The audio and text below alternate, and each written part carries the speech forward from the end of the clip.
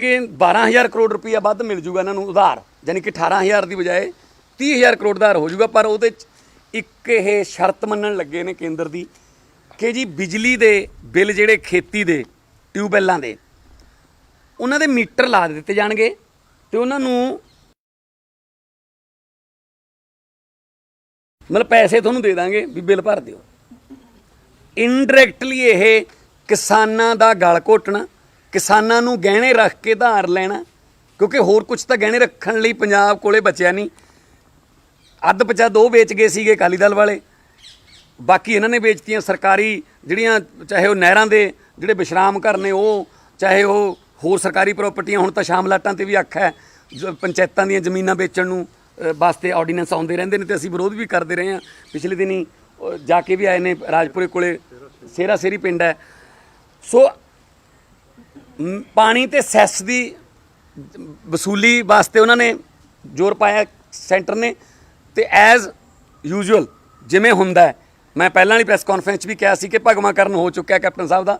Captain साहब ने वो वास्ते भी हामी भरती, वो सारिया शर्तां बड़ी आसानी नाल मनवा लेंदे आ पंजाब तो। कदे भी कैप्टन साहब ने विरोध करने की कोशिश नहीं की या पंजाब का पक्ष रखण की कोशिश नहीं की। उही कैप्टन साहब ने जिन्होंने पानियां दा राखा कहा जाता सी, ते अज वो पानियां ते सैस की वसूली वास्ते भी केंद्र नाल हाँ च हाँ मिला रहे हैं।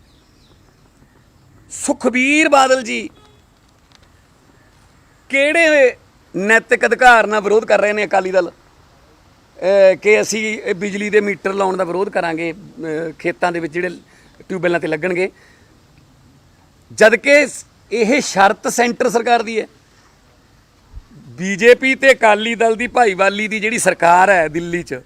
ਉਹਦੀ कैबिनेट ਦੇ ਵਿੱਚ ਹੋਇਆ फैसला पंजाब की कैबिनेट ਮੰਨਣ ਨੂੰ ਤਿਆਰ है, तो उन्ने ही फिर सुखबीर बादल क्योंकि पार्टी के प्रधान ने, उन्नी अकाली दल भी जिम्मेवार है, हरसिमरत कौर भी उन्नी जिम्मेवार है जिन्ना कैप्टन साहब ने। मैं साढ़े जिहड़े मंत्री ने पंजाब तो, दो तो मंत्री ने सोम प्रकाश जी ते हरसिमरत कौर बादल जी, पंजाब तो लड़के अमृतसर तो हारे ने, पर फिर भी पंजाबी ने। हरदीप पुरी जी, कैप्टन अमरिंदर सिंह जी नूं ते सुखबीर बादल जी नूं मैं तुहाडे जरिए पूछना चाहुंदा कि वो अपना स्टैंड स्पष्ट करन कि वो इस मामले च इस शर्त नूं मन्नण ते केंद्र का साथ देणगे जां किसानां दा साथ देणगे। ये पानी बचाओ पैसे कमाओ नां दी एक स्कीम इन्हां ने पहलां लिआंदी सी। ये असल दे विच मैनूं ये दसो, जिहड़ी सरकार 3.5 सालां च एक सिंगल वादा पूरा नहीं कर सकी, वो ते लोग किवें यकीन करनगे कि सानूं बिल दे पैसे दे देणगे साडे खात्यां च। भावें वो घर घर नौकरी देने का वादा होवे, भावें वो कर्जा माफ़ी का होवे, भावें वो 5 मरलियां दे प्लाट, भावें 2500 रुपये बुढ़ापा पेंशन, भावें वो स्मार्टफोन हो, एक सिंगल वादा पूरा नहीं किया। तो लोगों का यकीन पंजाब के लोगों का पहले ही टुट चुक्या है, उम्मीदां टुट चुकियां ने इस सरकार तो किवें लोग यकीन करन कि उन्होंने DBT डायरैक्ट बेनिफिट ट्रांसफर हो जूगी, उन्होंने बिजली के बिल जिहड़े ने। अच्छा, बिजली के बिलों देने का क्राइटेरिया की रखणगे? थोड़ी जी गड़ेमारी हो जाए, उत्थे गरदौरी हुंदी है, तो जिहड़ा मुआवजा है वो लैंडलॉर्ड नूं मिलदा फर्द मुताबक जिहदे नां ते ज़मीन है। जिहड़ा उत्ते ठेके ते लैके खेती करदा उहनूं नहीं मिलदा। कई जिहड़े चंगे हैगे ने जमीनां दे मालक, वो दे भी दिंदे अपने जिन्होंने ठेके ते दित्ता, पर बहुते जगह ते लड़ाइयां हुंदियां। बिल्कुल इस तरह फिर ट्यूबवैलों के कनैक्शनां दा होऊगा। जे तुसीं कनैक्शन, जे तुसीं बिल नहीं भरोगे कनैक्शन कट्टिया जाऊ, तुहानूं डिफाल्टर की लिस्ट च पाउणगे। पहले ही यह खेती नूं फ्री मार्केट दे विच वड्डे प्लेयरां नूं लैके आके MSP खत्म करन दी पिछली प्रैस कॉन्फ्रेंस गल कीती सी। पहले ही खेती नूं जिहड़ा है वो खत्म करन दियां, जब पंजाब च एक कल्ली खेती रह गई जिहड़ी थोड़ा बहुत,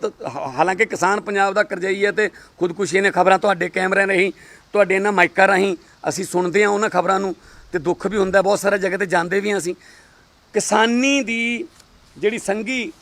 वो केंद्र दे हत्थ च देण दी तैयारी है ते दे दित्ती जाऊगी जल्दी।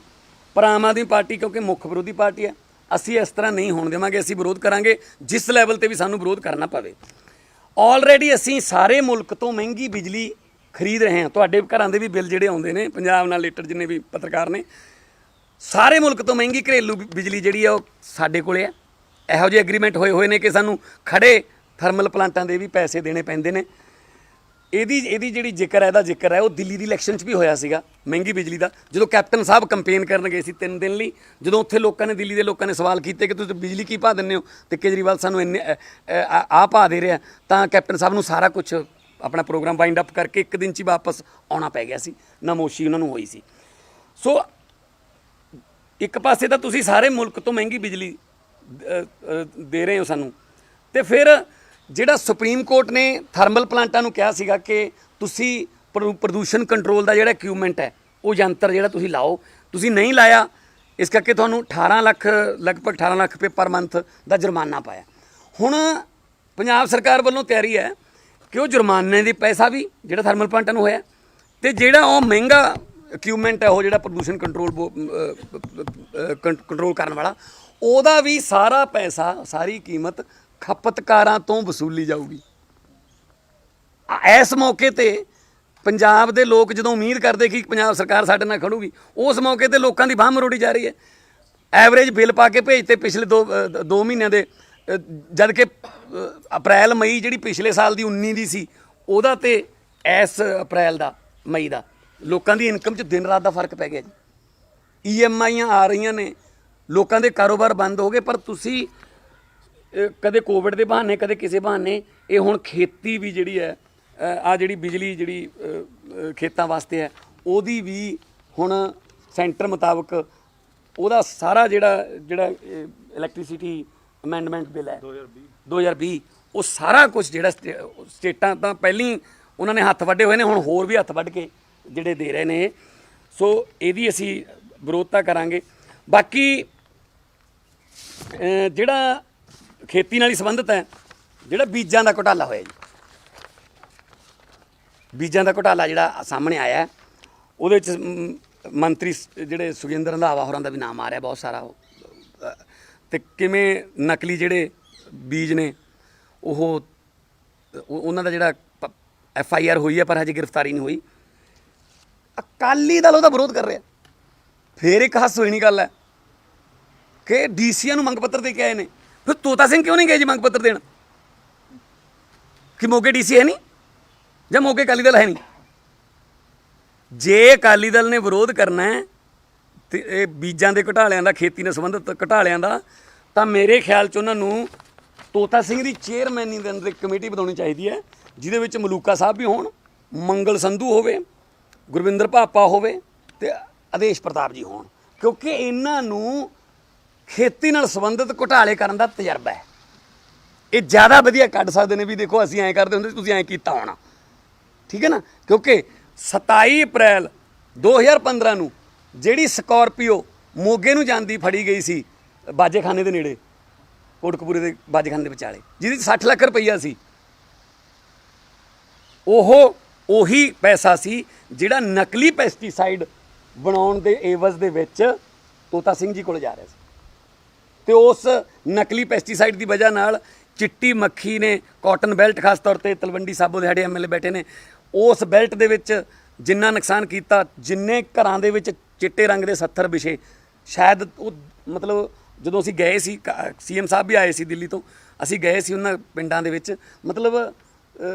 ਇਸ ਤਰ੍ਹਾਂ ਲੱਗਦਾ ਸੀ ਜਿਵੇਂ ਕਿਸੇ ਹਸਪੀਟਲ ਦੇ ਐਮਰਜੈਂਸੀ ਵਾਰਡ 'ਚ ਆ ਗਏ ਹੋਈਏ ਕਿ ਬਸ ਲੋਕ ਰੋ ਹੀ ਰਹੇ ਨੇ, 70 ਵਿਛ ਗਏ ਸੀਗੇ। ਤੇ ਫਿਰ 30 ਕਰੋੜ ਦਾ ਉਹ ਨਕਲੀ ਘੁਟਾਲਾ ਸੀ। ਫਿਰ ਗੁਰਵਿੰਦਰ ਭਾਪੇ ਨੇ ਲਿਖ ਕੇ ਦਿੱਤਾ ਹੋਇਆ ਕਿ ਮੈਂ ਮਲੂਕਾ ਸਾਹਿਬ ਨੂੰ ਪੈਸੇ ਦਿੱਤੇ ਸੀ ਤੇ ਤੋਤਾ ਸਿੰਘ ਨੂੰ। ਫਿਰ ਜਿਹੜਾ ਇਰੀਗੇਸ਼ਨ ਵਾਲਾ ਘੁਟਾਲਾ ਸੀ ਇਹ। ਫਿਰ ਜਿਹੜਾ FCI ਦਾ ਘੁਟਾਲਾ, ਅਨਾਜ ਘੁਟਾਲਾ, ਉਹ 'ਚ ਆਦੇਸ਼ ਪ੍ਰਤਾਪ ਕੈਰੋਂ ਹੋਰਾਂ ਦਾ ਨਾਮ ਆਉਂਦਾ 31,000 ਕਰੋੜ ਦਾ। ਸੋ ਤੁਸੀਂ ਖੇੜੇ ਮੂੰਹ ਨਾਲ ਵਿਰੋਧ ਕਰ ਰਹੇ ਹੋ ਜੀ, ਜਦ ਕਿ ਉਹ ਜਿਹੜਾ ਮੀਤ ਮੈਨੂੰ MLA ਬਰਨਾਲਾ ਦੱਸ ਰਹੇ ਸੀ ਕਿ ਉਹਨਾਂ ਦੀ ਇੰਟਰਵਿਊ ਆਈ ਹੈ, ਜਿਹੜੇ ਬੰਦੇ ਦੀ ਫੈਕਟਰੀ ਹੈ, ਉਹ ਕਹਿੰਦਾ ਮੈਂ ਫੈਕਟਰੀ ਲਾਈ ਹੋਈ ਇਹਨਾਂ ਦੇ ਰਾਜ ਸੀ। ਫਿਰ ਕਿਵੇਂ ਇਹ ਵਿਰੋਧ ਕਰ ਸਕਦੇ ਨੇ? ਕਿਹੜਾ ਇਹਨਾਂ ਨੂੰ ਮੌਲਿਕ ਅਧਿਕਾਰ ਰਹਿ ਜਾਂਦਾ ਹੈ ਵਿਰੋਧ ਕਰਨ ਦਾ?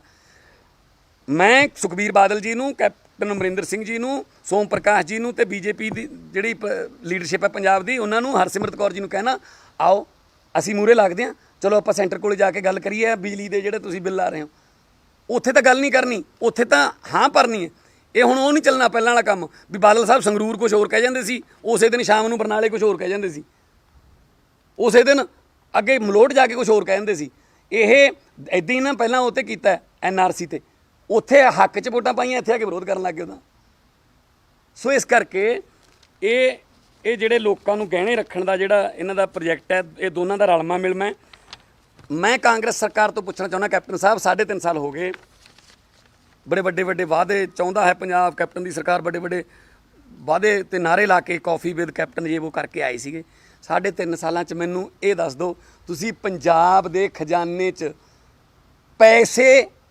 ਲਿਆਉਣ ਵਾਲੀ ਕੋਈ ਫੈਕਟਰੀ ਜਾਂ ਕੋਈ ਪ੍ਰੋਜੈਕਟ ਐਸਾ ਲਾਇਆ ਜਿਹਦੇ ਨਾਲ ਪੰਜਾਬ ਨੂੰ ਫਾਇਦਾ ਹੋਇਆ ਹੋਵੇ। ਅਕਾਲੀ ਦਲ ਨੇ ਪ੍ਰੋਗਰੈਸਿਵ ਪੰਜਾਬ ਕੀਤਾ ਸੀਗਾ, ਉਹ 에ਅਰਪੋਰਟ ਰੋਡ ਤੇ ਬੁਲਾਏ ਸੀ ਵੱਡੇ ਜਿਹੜੇ ਇੰਡਸਟਰੀਲਿਸਟ, ਉਹਦਾ ਇੱਕੋ ਹੀ ਫਾਇਦਾ ਹੋਇਆ ਪੰਜਾਬ ਨੂੰ ਕਿ ਦੁਬਈ ਤੋਂ ਜਿਹੜੀਆਂ ਖਜੂਰਾਂ ਆਈਆਂ ਸੀ ਉਹ ਬਾਦਲ ਪਿੰਡ 'ਚ ਪਹੁੰਚ ਗਈਆਂ ਤੇ ਚੱਲ ਵੀ ਪਈਆਂ, ਉਹ ਹਰੇ ਰੰਗ ਦੇ ਪੱਤੇ ਨਿਕਲ ਆਏ, ਤੁਸੀਂ ਜਾ ਕੇ ਦੇਖ ਸਕਦੇ ਹੋ। ਤੇ ਜਿਹੜਾ 2018 'ਚ ਇਹਨਾਂ ਨੇ ਕੀਤਾ ਸੀ ਐਵੇਂ ਇੰਡਸਟਰੀਲਿਸਟ ਨੂੰ ਬੁਲਾ ਕੇ ਪਤਾ ਨਹੀਂ ਕੀ ਕਰਾਂਗੇ, ਉਹਦਾ ਇੱਕ ਫਾਇਦਾ ਹੋਇਆ ਕਿ ਉਹਦੀ ਜਿਹੜੀ ਅਸੈਸਰੀ ਹੈ ਉਹ ਸਿਸ਼ਮਾ ਪਹੁੰਚ ਗਈ ਜੀ, ਆਪਣਾ ਜਿਹੜਾ ਇਹਨਾਂ ਨੇ ਕਿਲਾ ਪਾਇਆ ਉੱਥੇ ਕੈਪਟਨ ਸਾਹਿਬ ਨੇ ਉੱਥੇ ਪਹੁੰਚ ਗਿਆ, ਆਹੀ ਫਾਇਦਾ ਹੋਇਆ ਜੀ, ਹੋਰ ਕੋਈ ਫਾਇਦਾ ਨਹੀਂ ਹੋਇਆ। ਸੋ ਪੰਜਾਬ ਨੂੰ ਗਹਿਣੇ ਰੱਖ ਦਿੱਤਾ ਗਿਆ ਔਰ ਜਿੰਨੇ ਹੋਰ ਵੀ ਜਿਹੜੇ ਇੱਕ ਦੋ ਪੰਜਾਬ ਕੋਲੇ ਬਚਦੇ ਸੀ ਥੋੜ੍ਹੇ ਬਹੁਤ ਜਿਹੜਾ ਸਹਿਕਦਾ ਸੀ ਪੰਜਾਬ, ਉਹ ਸਾਹ ਜਿਹੜੇ ਨੇ ਉਹ ਵੀ ਕੈਪਟਨ ਸਰਕਾਰ ਜਿਹੜੀ ਹੈ ਉਹ ਸੂਤਣ 'ਤੇ ਲੱਗੀ ਹੋਈ ਹੈ।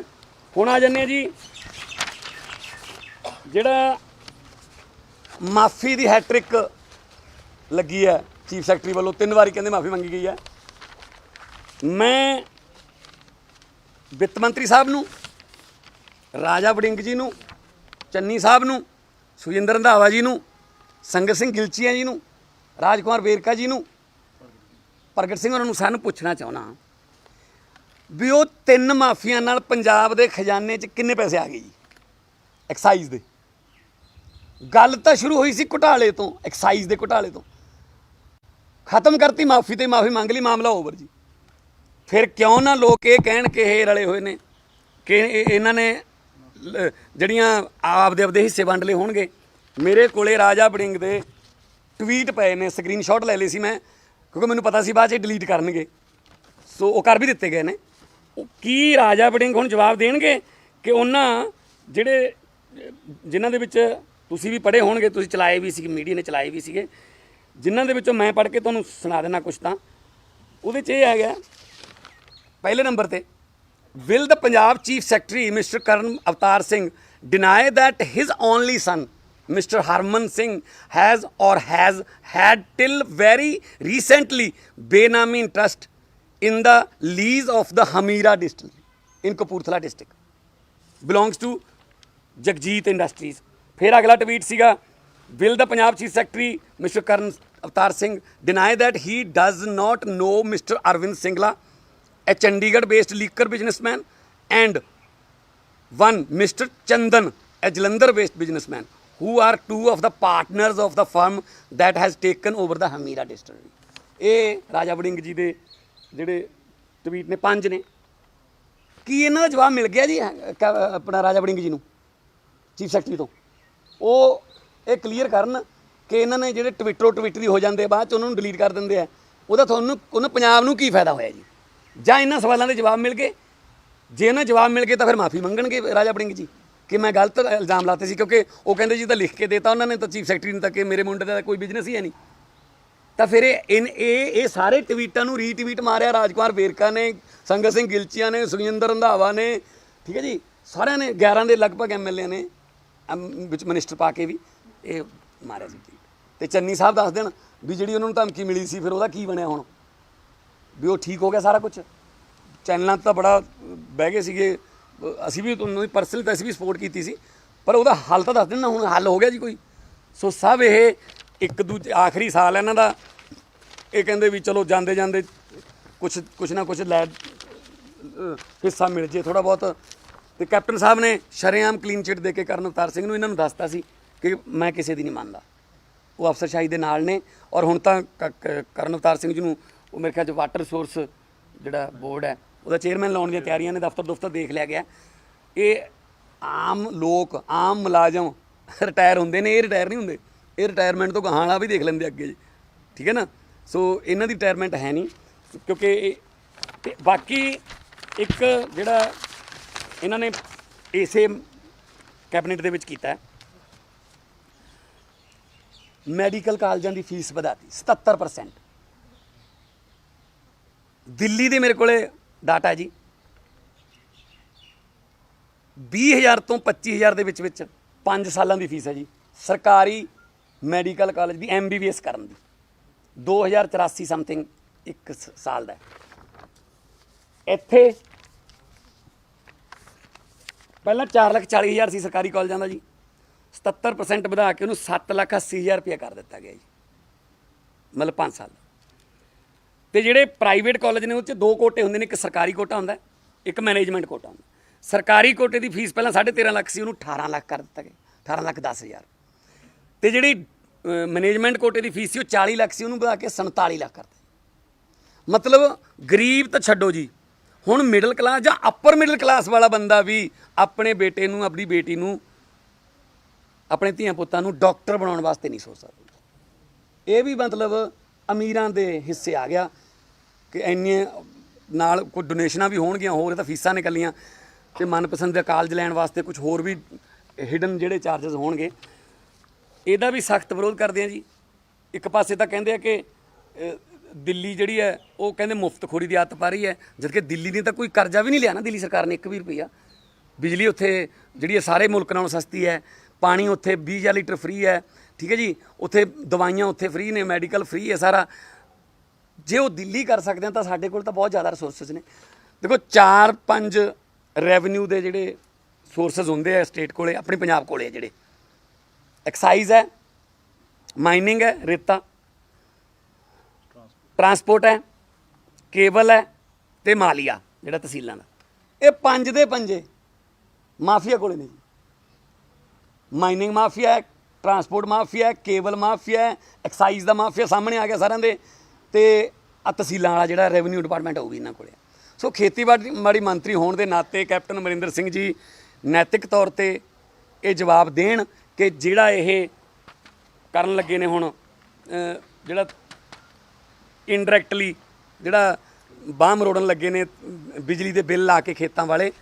ਉਹਦਾ ਕੀ ਜਵਾਬ ਦੇਣਗੇ ਇਹ ਤੇ ਕਿੱਥੋਂ ਇਹਨਾਂ ਨੂੰ ਆਈਡੀਆ ਆਇਆ ਕਿਹਨੇ ਇਹਨਾਂ ਨੂੰ ਕਿਹਾ ਸੀਗਾ ਕਿਹੜੇ ਮੈਨੀਫੈਸਟੋ 'ਚ ਇਹਨਾਂ ਨੇ ਲਿਖਿਆ ਸੀ ਇਹਨਾਂ ਨੇ ਤਾਂ ਲਿਖਿਆ ਸੀਗਾ ਪੰਜਾਬ ਨੂੰ ਅਸੀਂ ਦੁਬਾਰਾ ਲੀਹ ਤੇ ਲੈ ਕੇ ਆਉਣਾ ਪਰ ਇਹ ਸਾਰੀਆਂ ਸੌਹਾਂ ਖਾ ਕੇ ਹਾਂਜੀ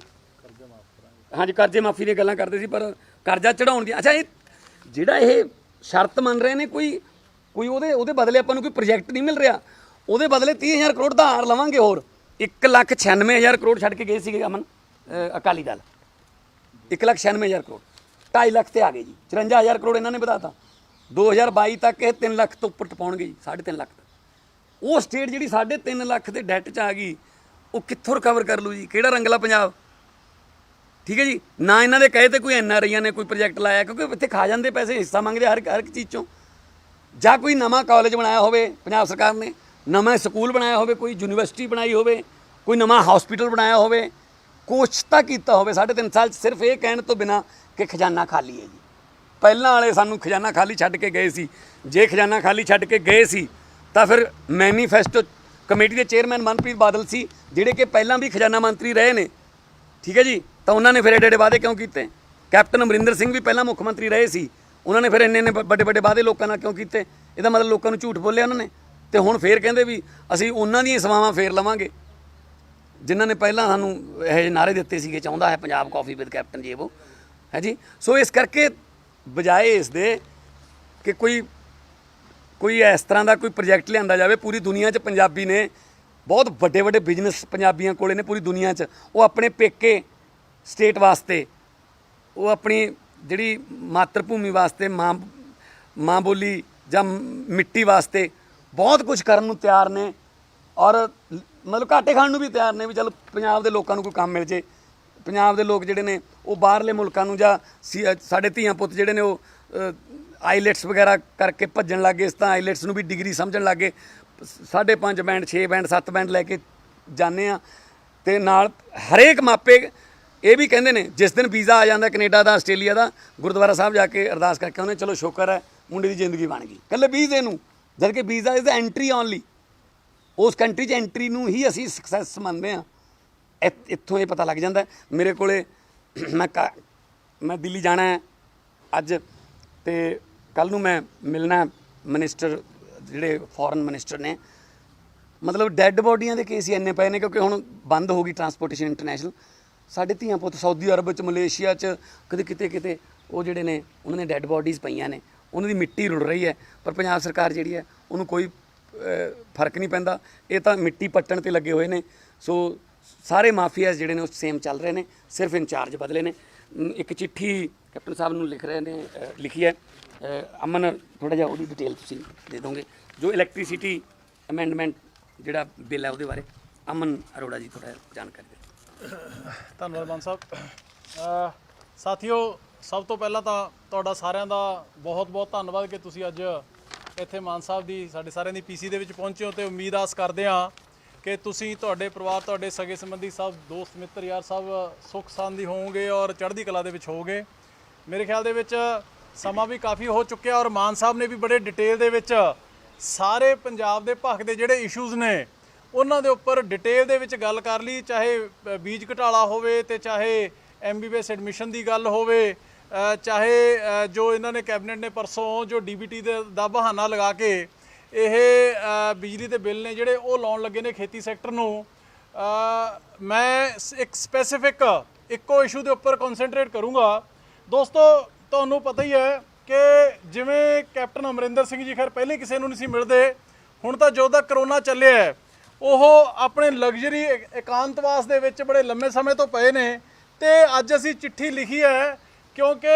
ਉਹਨਾਂ ਨੂੰ ਪਤਾ ਨਹੀਂ ਹੈ ਕਿ ਕਿੰਨੀ ਵੱਡੀ ਆਫਤ ਹੈ ਜਿਹੜੀ ਉਹ ਪੰਜਾਬ ਦੇ ਨਾਲ ਬਾਕੀ ਸਾਰੀਆਂ ਸਟੇਟਾਂ ਦੇ ਉੱਪਰ ਆਉਣ ਜਾ ਰਹੀ ਹੈ। ਅਸੀਂ ਇੱਕ ਲੈਟਰ ਲਿਖੀ ਹੈ ਜਿਸ ਦੇ ਵਿੱਚ ਕੇਂਦਰ ਸਰਕਾਰ ਹੈ ਜਿਹੜੀ, ਜਿਹਦੇ ਇਸ਼ਾਰਿਆਂ ਤੇ ਕੈਪਟਨ ਸਾਹਿਬ ਚੱਲਦੇ ਨੇ ਔਰ ਜਿਹਦੇ 'ਚ ਭਾਈਵਾਲ ਬੀਬੀ ਹਰਸਿਮਰਤ ਕੌਰ ਬਾਦਲ, ਸੁਖਬੀਰ ਬਾਦਲ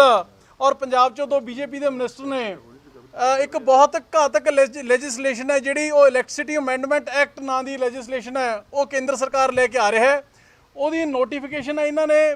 ਪੰਜਾਬ ਸਰਕਾਰ ਨੂੰ ਭੇਜਿਆ ਤੇ 5 ਜੂਨ ਤੱਕ ਉਹਦਾ ਇਹਨਾਂ ਨੇ ਜਵਾਬ ਦੇਣਾ, ਸੁਝਾਅ ਮੰਗੇ ਨੇ ਕੇਂਦਰ ਸਰਕਾਰ ਨੇ ਬੇਸਿਕਲੀ ਇਹਨਾਂ ਤੋਂ। ਪਰ ਹਜੇ ਤੱਕ ਪੰਜਾਬ ਸਰਕਾਰ ਨੇ ਉਹਦੇ ਉੱਪਰ ਕੁਝ ਵੀ ਸੁਜੈਸਟ ਨਹੀਂ ਕੀਤਾ ਹੈਗਾ। ਉਹ ਕਿੰਨੀ ਕੁ ਘਾਤਕ ਹੈ ਮੈਂ ਤੁਹਾਡੇ ਜ਼ਰੀਏ ਪੰਜਾਬ ਦੇ ਲੋਕਾਂ ਦੇ ਰੂਬਰੂ ਕਰਾਉਣਾ ਚਾਹੂੰਗਾ। ਦੋਸਤੋ, ਜਿਹੜੀ ਇਲੈਕਟ੍ਰਿਸਿਟੀ ਹੈ, ਪਾਵਰ ਹੈ, ਉਹ ਕੌਨਕਰੈਂਟ ਲਿਸਟ ਦੇ ਵਿੱਚ ਆਉਂਦੀ ਹੈ ਆਈਟਮ ਨੰਬਰ 38 ਦੇ ਉੱਪਰ 7th schedule of the constitution, ਸੰਵਿਧਾਨ ਦੇ 7ਵੇਂ ਸ਼ੈਡਿਊਲ ਦੇ ਵਿੱਚ ਇਹ ਆਉਂਦੀ ਹੈ। ਪਰ ਕੇਂਦਰ ਸਰਕਾਰ ਫੈਡਰਲ ਸਟਰਕਚਰ ਨੂੰ ਢਾਹ ਲਾ ਕੇ ਖਤਮ ਕਰਕੇ ਇਹਦੇ ਉੱਪਰ ਕਬਜ਼ਾ ਕਰਨਾ ਚਾਹੁੰਦੀ ਹੈ। ਅੱਜ ਜਿਵੇਂ ਪਹਿਲੇ ਮਾਨ ਸਾਹਿਬ ਨੇ ਵੀ ਦੱਸਿਆ, ਅਸੀਂ ਇੱਕ ਵਾਈਟ ਪੇਪਰ ਵੀ ਇਸ਼ੂ ਕੀਤਾ ਸੀਗਾ ਕਿ ਜੇ ਕਿਸ ਤਰੀਕੇ ਦੇ ਨਾਲ ਪੰਜਾਬ ਦੇ ਵਿੱਚ ਜਦੋਂ ਦੇ 3 ਪ੍ਰਾਈਵੇਟ ਥਰਮਲ ਪਾਵਰ ਪਲਾਂਟ ਲੱਗੇ ਨੇ ਪ੍ਰਾਈਵੇਟ ਸੈਕਟਰ ਦੇ ਵਿੱਚ,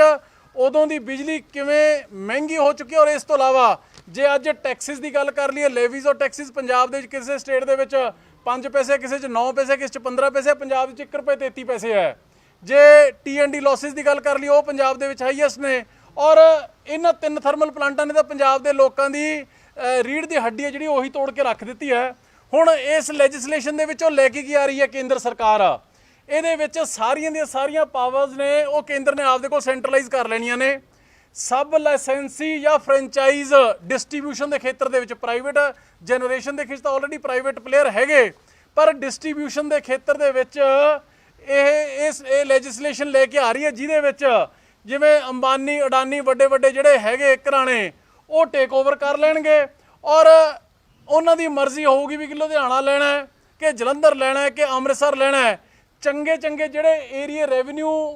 ਜਿਹੜੀਆਂ ਮਿਲਕਿੰਗ ਕਾਊਜ਼ ਹੋਣਗੀਆਂ, ਜਿੱਥੋਂ ਰੈਵਨਿਊ ਜਨਰੇਟ ਹੁੰਦਾ ਹੋਊਗਾ, ਉਹ ਇਹਨਾਂ ਨੇ ਲੈ ਲੈਣੇ ਨੇ। ਤੇ ਸਾਡੇ ਪਿੰਡਾਂ ਵਾਲੇ, ਚਾਹੇ ਉਹ ਸੁਨਾਮ ਹੈ, ਚਾਹੇ ਬਲਾਡਾ ਹੈ, ਬਰੇਟਾ ਹੈ, ਖਨੌਰੀ ਹੈ, ਲਹਿਰਾ ਹੈ, ਉਹ ਸਾਰੇ ਦੇ ਸਾਰੇ ਨੂੰ ਪੀਐਸ ਨੇ ਜਿਹੜੀਆਂ ਮਲਾਈਦਾਰ ਮਾਲ ਹੋਊਗਾ ਉਹ ਇਹ ਲਾ ਕੇ ਲੈ ਜਾਣਗੇ। ਤੇ ਜਿੰਨੀ ਲੱਸੀ ਬਚ ਜੂਗੀ ਉਹ ਪੰਜਾਬ ਸਰਕਾਰ ਕੋਲ PSPCL ਕੋਲ ਉਸ ਦੀ ਕਿਉਂ ਹੈ। ਹੁਣ ਇਸ ਤੋਂ ਅੱਗੇ ਕਿ ਇਹਦੇ 'ਚ ਸਬਸਿਡੀਜ਼ ਔਰ ਕ੍ਰਾਸ ਸਬਸਿਡੀਜ਼ ਨੇ ਜਿਹੜੀਆਂ, ਚਾਹੇ ਖੇਤੀ ਸੈਕਟਰ ਨਹੀਂ, ਚਾਹੇ SC ਸੈਕਟਰ ਨੂੰ, ਚਾਹੇ ਇੰਡਸਟਰੀ ਸੈਕਟਰ ਨੂੰ ਜਿੰਨੀ ਦਿੱਤੀ ਜਾਂਦੀ ਹੈ ਔਰ ਕ੍ਰਾਸ ਸਬਸਿਡਾਈਜੇਸ਼ਨ ਹੁੰਦੀ ਹੈ, ਉਹ ਸਾਰੀ ਦੀ ਸਾਰੀ ਬੰਦ ਹੋ ਜੂ। ਪੰਜਾਬ ਸਰਕਾਰ ਦੇ ਹੱਥ ਨੇ ਜਿਹੜੇ ਉਹ ਟੋਟਲੀ ਵੱਡੇ ਜਾਣੇ ਨੇ, ਉਹ ਕਿਸੇ ਸੈਕਸ਼ਨ ਨੂੰ ਕੋਈ ਬੈਨੀਫਿਟ ਨਹੀਂ ਦੇ ਸਕਣੇ ਹੈਗੇ।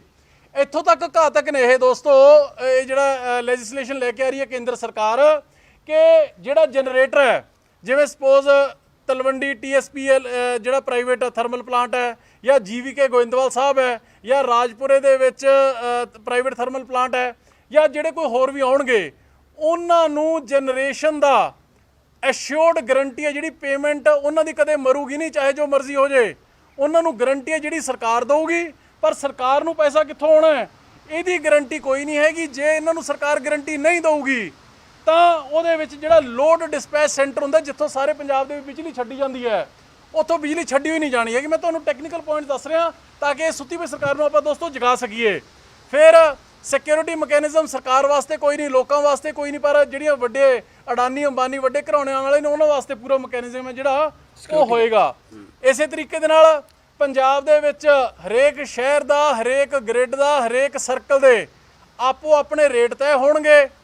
ਜਿਵੇਂ ਮੈਂ ਪਹਿਲਾਂ ਕਿਹਾ, ਮਲਾਈ ਦਾ ਕਿਸੇ ਹੋਰ ਕੋਲੇ ਹੋਊਗਾ ਤੇ ਲੱਸੀ ਹੈ ਜਿਹੜੀ ਉਹ ਪੰਜਾਬ ਸਰਕਾਰ ਕੋਲ ਰਹਿ ਜਾਣੀ ਹੈ। ਉਹਦਾ ਬੋਝ ਹੈ ਜਿਹੜਾ ਅਲਟੀਮੇਟਲੀ ਲੋਕਾਂ ਕੋਲ ਜਾਣਾ ਹੈ। ਲਾਈਨਾਂ ਦੀ ਮੇਨਟੇਨੈਂਸ ਹੈ ਜਿਹੜੀ, ਤੁਹਾਨੂੰ ਸੁਣ ਕੇ ਹੈਰਾਨੀ ਹੋਊਗੀ ਕਿ ਲਾਈਨਾਂ ਦੀ maintenance, grid maintenance, transformer maintenance ਹੈ ਜਿਹੜੀ ਉਹ ਸਰਕਾਰ ਕੋਲ ਯਾਨੀ ਕਿ ਡਿਸਕੋ PSPCL ਕਰੂਗੀ, ਪਰ ਉਹਦੇ ਵਿੱਚੋਂ ਜਿਹੜੀ ਬਿਜਲੀ ਜਾਣੀ ਹੈ ਉਹਦਾ ਪੈਸਾ ਸਿੱਧਾ ਉਹ ਜਿਹੜਾ ਉਹ ਕੰਪਨੀਆਂ ਕੋਲ ਜਾਊਗਾ, ਉਗਰਾਹੀ ਪ੍ਰਾਈਵੇਟ ਕੰਪਨੀਆਂ ਕਰਨਗੀਆਂ। ਇਸੇ ਤਰੀਕੇ ਦੇ ਨਾਲ ਜਿੰਨੇ ਹੁਣ ਹੁੰਦਾ ਕੀ ਹੈ ਕਿ ਜੇ ਕੋਈ ਕਿਸੇ ਦਾ ਡਿਸਪਿਊਟ ਪੈ ਜਾਂਦਾ ਹੈ, ਕਿਸੇ ਜਨਰੇਟਰ ਦਾ, ਜਨਰੇਸ਼ਨ ਯੂਨਿਟ ਦਾ ਡਿਸਕੌਮ ਦੇ ਨਾਲ ਜਾਂ ਕਿਸੇ ਪ੍ਰਾਈਵੇਟ ਪਲੇਅਰ ਦੇ ਨਾਲ ਕੋਈ ਡਿਸਪਿਊਟ ਪੈ ਜਾਂਦਾ ਹੈ ਤਾਂ ਉਹਦੇ ਵਾਸਤੇ ਸਟੇਟ ਇਲੈਕਟ੍ਰਿਸਿਟੀ ਰੈਗੂਲੇਟਰੀ ਕਮਿਸ਼ਨ ਬਣਿਆ ਹੋਇਆ ਹੈ। ਉਹਦੇ ਕੋਲੇ ਜਾਂਦੇ ਆ ਔਰ ਉਹਦੇ ਵਿੱਚ ਪਿਛਲੇ ਦਿਨਾਂ ਦੇ ਵਿੱਚ ਇੱਕ ਕੇਸ ਪੰਜਾਬ ਨੇ ਜਿੱਤਿਆ ਵੀ ਸੀਗਾ, ਜਿਹੜਾ ਸੈਂਟਰ ਦੇ ਵਿੱਚ ਜਾ ਕੇ, ਸੈਂਟਰ ਦੇ ਵਿੱਚੋਂ ਵੀ ਜਾ ਕੇ ਜਿੱਤੇ, ਪਰ ਕੋਰਟ ਦੇ ਵਿੱਚ ਜਾ ਕੇ ਇਹਨਾਂ ਨੇ ਡਾਕੂਮੈਂਟ ਹੀ ਨਹੀਂ ਦਿੱਤੇ, ਜਿਹਦੀ ਵਜ੍ਹਾ ਕਰਕੇ ਹਾਰ ਗਏ। ਉਹ ਜਿਹੜਾ ਇਲੈਕਟ੍ਰਿਸਿਟੀ ਕਮਿਸ਼ਨ ਹੈ ਉਹ ਐਬੋਲਿਸ਼ ਹੋ ਜਾਊਗਾ ਤੇ ਕੇਂਦਰ ਦੇ ਵਿੱਚ ਇੱਕ ਕਮਿਸ਼ਨ ਬਣਾ ਦਿੱਤਾ ਜਾਊਗਾ ਔਰ ਉਹਦੀਆਂ ਜਿਹੜੀਆਂ ਅਪਾਇੰਟਮੈਂਟਾਂ ਨੇ, ਚਾਹੇ ਉਹ ਚੇਅਰਮੈਨ ਦੀਆਂ ਚਾਹੇ ਮੈਂਬਰਾਂ ਦੀਆਂ, ਜਿਹੜੇ ਮਾੜਾ ਮੋਟਾ ਪੰਜਾਬ ਦਾ ਹਿੱਤ ਸੋਚਦੇ ਹੋਣਗੇ, ਉਹ ਸਾਰੇ ਦੇ ਸਾਰੇ ਬਾਹਰ ਤੇ ਸਿਰਫ ਔਰ ਸਿਰਫ ਉੱਤੇ ਅਪਾਇੰਟ ਹੋਣਗੇ ਉਹ ਕੇਂਦਰ ਸਰਕਾਰ ਦੇ ਮੁਤਾਬਕ। ਇਸੇ ਤਰੀਕੇ ਇਲੈਕਟ੍ਰਿਸਿਟੀ ਕੰਟਰੈਕਟ ਐਨਫੋਰਸਮੈਂਟ ਅਥਾਰਟੀ ਬਣਾਈ ਜਾ ਰਹੀ ਹੈ, ECEA, ਜਿਹਨੇ ਕਿ ਸਾਰੇ ਡਿਸਪਿਊਟ ਨੇ ਜਿਹੜੇ ਉਹ ਸੈਟਲ ਕਰਨੇ ਨੇ ਔਰ ਇਹਨੂੰ ਸਿਵਲ ਕੋਰਟ ਦੀਆਂ ਪਾਵਰਾਂ ਹੋਣਗੀਆਂ। ਇਹ ਕੁਰਕੀ ਵੀ ਕਰ ਸਕਦਾ ਹੈ, ਇਹ ਜੇਲ੍ਹ ਵੀ ਭੇਜ ਸਕਦਾ ਹੈ, ਯਾਨੀ ਕਿ ਸਟੇਟਾਂ ਨੂੰ ਤੇ ਸਟੇਟਾਂ ਦੇ ਕੰਜ਼ਿਊਮਰਾਂ ਨੂੰ, ਆਮ ਲੋਕਾਂ ਨੂੰ, ਤੁਹਾਡੇ ਮੇਰੇ ਵਰਗਿਆਂ ਨੂੰ, ਕਿਸਾਨਾਂ ਨੂੰ, ਦਲਿਤਾਂ ਨੂੰ, ਇੰਡਸਟਰੀਆਂ ਨੂੰ, ਵਪਾਰੀਆਂ ਨੂੰ, ਸਾਰਿਆਂ ਨੂੰ ਗੋਡਿਆਂ ਭਾਰ ਇਸ ਇੱਕ ਲੈਜਿਸਲੇਸ਼ਨ ਨੇ ਲਿਆਉਣਾ ਹੈ। ਔਰ ਇਸ ਲੈਜਿਸਲੇਸ਼ਨ ਨੂੰ ਆਲਰੇਡੀ ਕੇਰਲਾ, ਤਮਿਲਨਾਡੂ, ਬਿਹਾਰ ਨੇ ਜਿਹੜੇ ਉਹ ਅਪੋਜ਼ ਕਰ ਚੁੱਕੇ। ਇਹ ਸੇਮ ਇਸ ਤਰੀਕੇ ਦੀ ਪ੍ਰਾਈਵੇਟਾਈਜੇਸ਼ਨ ਦਾ ਜਿਹੜਾ ਸੈਕਟਰ ਦਾ ਦੌਰ ਇੱਕ ਵਾਰੀ ਉੜੀਸਾ ਨੇ 1990 ਦੇ ਵਿੱਚ ਕੀਤਾ ਸੀਗਾ, ਉੱਥੇ ਆਲਰੇਡੀ ਫੇਲ ਹੋ ਚੁੱਕਿਆ ਤੇ ਉਹ ਵਾਪਸ ਲੈ ਚੁੱਕੇ। ਪਰ ਹਜੇ ਇੱਥੇ ਕੈਪਟਨ ਅਮਰਿੰਦਰ ਸਿੰਘ ਜੀ, ਕਿਉਂਕਿ 19 ਦਿਨ ਉਹਨਾਂ ਦਾ ਖਾਸਾ ਜ਼ੋਰ ਲੱਗ ਗਿਆ ਆਪਦੇ MLA ਨੂੰ ਤੇ ਮੰਤਰੀਆਂ ਨੂੰ ਲੰਚ ਕਰਾ ਕੇ ਡਿਪਲੋਮੇਸੀਆਂ ਕਰਨ ਦੇ ਵਿੱਚ ਤੇ ਸੁਲ੍ਹਾ ਸਫਾਈ ਕਰਨ ਦੇ ਵਿੱਚ, ਸੋ ਇਸ ਕਰਕੇ ਉਹ ਆਪਦੇ ਫਾਰਮ ਹਾਊਸ ਦੇ ਉੱਪਰ ਲਗਜ਼ਰੀ ਇਕਾਂਤਵਾਸ ਦੇ ਵਿੱਚ ਨੇ। ਉਹਨਾਂ ਨੂੰ ਇਹਦੇ ਬਾਰੇ ਪਤਾ ਨਹੀਂ ਹੈਗਾ ਤੇ ਇਹਦੇ ਬਾਰੇ ਅੱਜ ਜਿਹੜੇ ਅਕਾਲੀ ਦਲ, ਸੁਖਬੀਰ ਬਾਦਲ, ਹਰਸਿਮਰਤ ਕੇ ਇਹ ਰੌਲਾ ਪਾਉਂਦੇ ਸੀਗੇ ਕਿ ਜਿਹੜੀ ਮਹਿੰਗੀ ਬਿਜਲੀ ਨੂੰ ਸਸਤਾ ਕਰੋ ਤੇ ਪ੍ਰਾਈਵੇਟ ਥਰਮਲ ਪਲਾਂਟਾਂ ਦਾ ਅਸੀਂ ਸਵਾਲ ਕਰਦੇ ਸੀਗੇ, ਉਹਨਾਂ ਦਾ ਸਟੈਂਡ ਕੀ ਹੈ ਉਹ ਅੱਜ ਸਪਸ਼ਟ ਕਰਨ, ਕਿਉਂਕਿ ਇਹ ਕੈਬਨਿਟ ਤੋਂ ਇਹਨੂੰ ਮਨਜ਼ੂਰੀ ਮਿਲ ਚੁੱਕੀ ਤੇ ਉਸ ਕੈਬਨਿਟ ਦੇ ਵਿੱਚ ਪੰਜਾਬ ਦੇ 3 ਨੁਮਾਇੰਦੇ, ਬੀਬੀ ਹਰਸਿਮਰਤ ਕੌਰ ਬਾਦਲ, ਸੋਮ ਪ੍ਰਕਾਸ਼ ਜੀ ਔਰ ਹਰਦੀਪ ਪੁਰੀ, 3 ਪੰਜਾਬੀ ਉੱਥੇ ਬੈਠੇ ਨੇ, ਪਰ ਚੁੱਪ ਕਰਕੇ ਮੂਕ ਦਰਸ਼ਨ ਵਰ ਕੇ ਮੋਹਰ ਲਾ ਚੁੱਕੀ। ਤੇ ਜੇ ਅਸੀਂ ਅੱਜ ਇਸੇ ਕਰਕੇ ਇਹ ਲੈਟਰ ਲਿਖੀ ਹੈ ਤਾਂ ਕਿ ਕੈਪਟਨ ਸਾਹਿਬ ਨੂੰ ਸੁੱਤੇ ਪੈ ਨੂੰ ਜਗਾ ਸਕੀਏ। ਜੇ 5 ਤਰੀਕ ਤੱਕ ਸਰਕਾਰ ਨੇ ਇਹਨੂੰ ਅਪੋਜ਼ ਨਹੀਂ ਕੀਤਾ ਤੇ ਫਿਰ ਇਹ ਸਮਝ ਲਓ ਕਿ ਜਿਸ ਤਰੀਕੇ ਨਾਲ ਲੁੱਟ, ਅੱਜ ਤਾਂ 10-12 ਰੁਪਏ ਪਰ ਯੂਨਿਟ ਰੇਟ ਹੈ, ਇਹ ਘੱਟੋ ਘੱਟ ਜਾ ਕੇ 20 22 25 30 ਰੁਪਇਆਂ ਤੋਂ ਘੱਟ ਖੜਨਾ ਨਹੀਂ ਹੈਗਾ ਜੇ ਸੁੱਤੀ ਪਈ ਸਰਕਾਰ ਅੱਜ ਨਾ ਜਾਗੀ। ਸੋ ਇਸ ਕਰਕੇ ਅਸੀਂ ਅੱਜ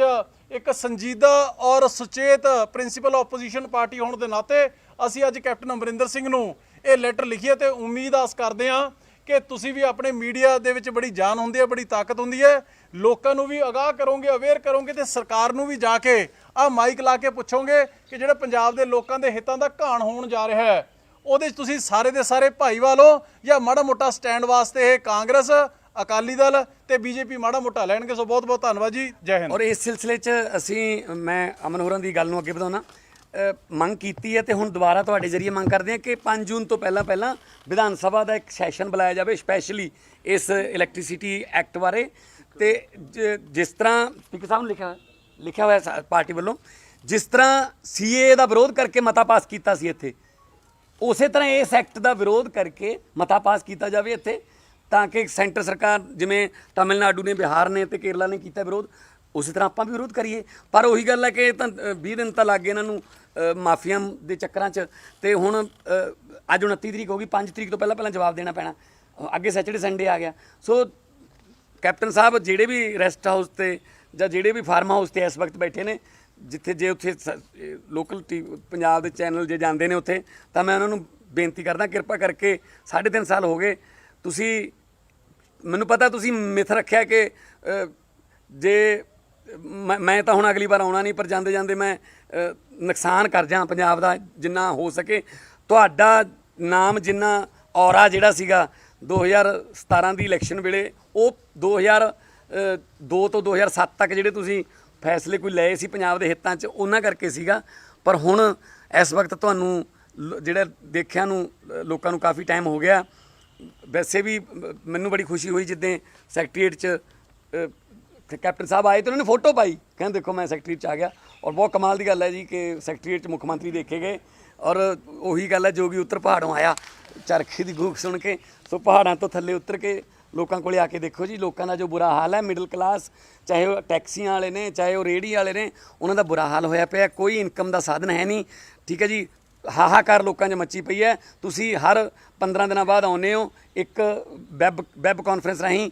15 ਦਿਨ ਅੱਗੇ ਵਧਾ ਕੇ ਫਿਰ ਦੁਬਾਰਾ ਆਪਦੇ ਜਿਹੜੇ ਇਕਾਂਤਵਾਸ ਚਲੇ ਜਾਂਦੇ ਹੋ। ਕਿਰਪਾ ਕਰਕੇ ਪੰਜਾਬ ਦੇ ਲੋਕਾਂ ਦੀ ਸਾਰ ਲਓ। ਜੇ ਆਪ ਬਿਜਲੀ ਬੋਰਡ ਦਾ ਜਿਹੜਾ ਖੇਤਾਂ ਨੂੰ ਬਿਜਲੀ ਦੇ ਮੀਟਰ ਲਾਉਣ ਦਾ ਕੰਨ ਮਰੋੜਨ ਦਾ, ਸੰਘੀ ਮਰੋੜਨ ਦਾ ਜਿਹੜਾ ਫੈਸਲਾ ਵਾਪਸ ਨਾ ਲਿਆ,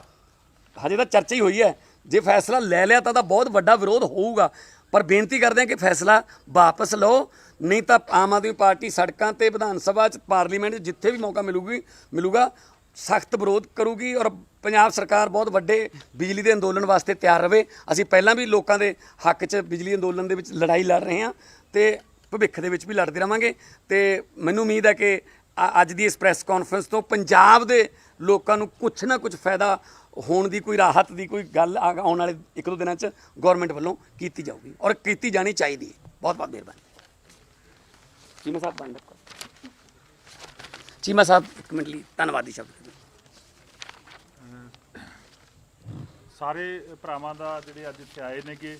ਬਹੁਤ ਬਹੁਤ ਧੰਨਵਾਦ, ਸ਼ੁਕਰੀਆ ਕਿ ਤੁਸੀਂ ਅੱਜ ਸਾਡੇ ਨਿੱਕੇ ਜਿਹੇ ਸੱਦੇ ਤੇ ਆਏ ਹੋ। ਸਾਡੇ ਸਮੁੱਚੇ MLA ਸਾਹਿਬਾਨ, ਮਾਸਟਰ ਬਲਦੇਵ ਸਿੰਘ ਜੀ MLA, ਮੀਤ ਹੇਅਰ ਜੀ, ਗੁਰਮੀਤ ਸਿੰਘ ਮੀਤ ਹੇਅਰ ਬਰਨਾਲੇ ਤੋਂ MLA, ਸਾਡੀ ਭੈਣ ਸਰਬਜੀਤ ਕੌਰ ਮਾਣੂਕੇ MLA, ਅਮਨ ਅਰੋੜਾ ਜੀ ਪ੍ਰਿੰਸੀਪਲ, ਬੁੱਧਰਾਮ ਜੀ, ਬਲਜਿੰਦਰ ਕੌਰ ਜੀ, ਮਨਜੀਤ ਸਿੰਘ ਬਿਲਾਸਪੁਰ ਜੀ, ਕੁਲਵੰਤ ਸਿੰਘ, ਸਾਰੇ MLA ਸਾਹਿਬਾਨ, ਸਰਦਾਰ ਭਗਵੰਤ ਸਿੰਘ ਮਾਨ ਜੀ ਨੇ ਅੱਜ, ਕਿਉਂਕਿ ਤੁਹਾਨੂੰ ਸਾਰੇ ਮਸਲੇ ਪੰਜਾਬ ਦੇ, ਚਾਹੇ ਪੰਜਾਬ ਦੇ ਨੇ ਚਾਹੇ ਸੈਂਟਰ ਦੇ, ਤੁਹਾਡੇ ਸਾਹਮਣੇ ਬਾਖੂਬੀ ਰੱਖੇ ਨੇਗੇ। ਚਾਹੇ ਉਹ ਇਲੈਕਟ੍ਰਿਸਿਟੀ ਦੀ ਗੱਲ ਆ, ਚਾਹੇ ਕਿਸਾਨਾਂ ਦੀ ਜਿਹੜੀ ਆ ਸਬਸਿਡੀ ਖਤਮ ਕਰਨ ਦੀ ਗੱਲ ਆ। ਇਕੱਲੇ ਕਿਸਾਨਾਂ ਦੀ ਸਬਸਿਡੀ ਖਤਮ ਕਰਨ ਦੀ ਗੱਲ ਨਹੀਂ, ਨਾਲ ਪੰਜਾਬ ਜਿਹੜੇ ਦਲਿਤ ਭਰਾਵਾਂ ਨੂੰ ਮਿਲਦੀ ਸਬਸਿਡੀ ਉਹ ਵੀ ਖਤਮ ਕਰਨ ਦੀ ਗੱਲ ਆ। ਨਾਲ ਜਿਹੜੀ ਥੋੜੀ ਬਹੁਤੀ OBC ਕਲਾਸ ਆ, ਅਦਰ ਬੈਕਵਰਡ ਕਲਾਸ ਆ, ਤੇ ਉਦਯੋਗਿਕ ਇਕਾਈਆਂ ਨੂੰ ਮਿਲਦੀ ਸਬਸਿਡੀ ਉਹ ਵੀ ਖਤਮ ਕਰਨ ਦੀ ਗੱਲ ਆ। ਇਹਦੇ ਨਾਲ ਦੀ ਨਾਲ ਜਿਹੜਾ ਸ਼ਰਾਬ ਮਾਫੀਆ ਪੰਜਾਬ ਦੇ ਵਿੱਚ ਕਿਵੇਂ ਉਹਤੇ ਪਰਦਾ ਪਾਇਆ ਗਿਆ, ਇਹ ਸਾਰੀਆਂ ਗੱਲਾਂ ਤੁਹਾਡੇ ਸਾਹਮਣੇ ਰੱਖੀਆਂ। ਤੁਹਾਡਾ ਸਾਰਿਆਂ ਦਾ ਇੱਥੇ ਆਉਣ ਲਈ ਬਹੁਤ ਬਹੁਤ ਧੰਨਵਾਦ, ਸ਼ੁਕਰੀਆ। ਬਹੁਤ ਮਿਹਰਬਾਨੀ। ਸਤਿ ਸ਼੍ਰੀ ਅਕਾਲ। ਮਿਹਰਬਾਨੀ ਜੀ, ਧੰਨਵਾਦ। ਆਹਾ